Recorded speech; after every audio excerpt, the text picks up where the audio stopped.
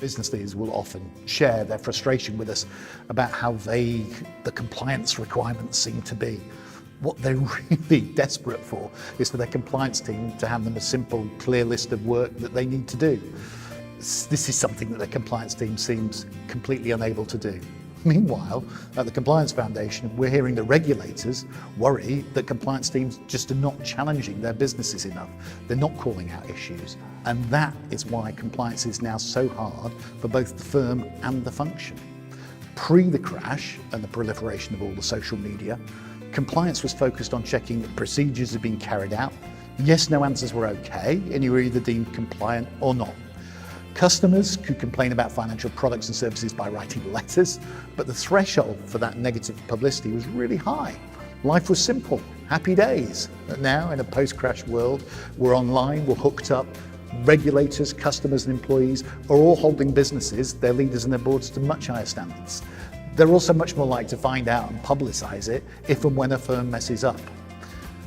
And to be quite frank, what constitutes your business has also changed. Today, firms rarely have direct control over all the aspects of their business. Rather, firms can be a complex network of kind of white label products, outsourced services supplied by a range of secondary and tertiary parties. Software may be based on algorithms created by a couple of tech developers working as individuals in an unknown country overseas. It's provided through multiple suppliers.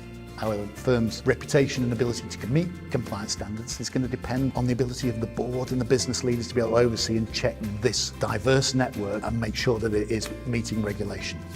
So regulators have also identified that a firm's culture and values are often at the heart of business failures and the customer problems that they create.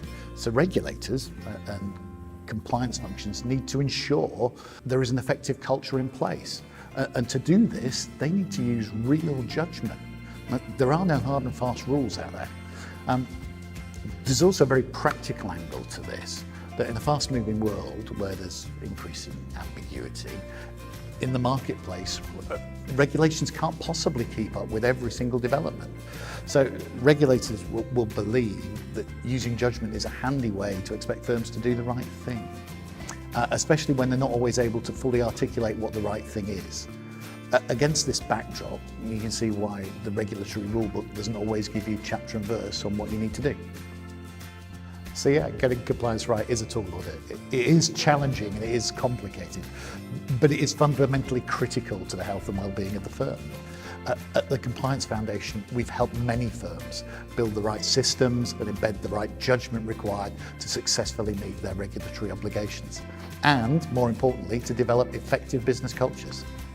We'd be really happy to help you too.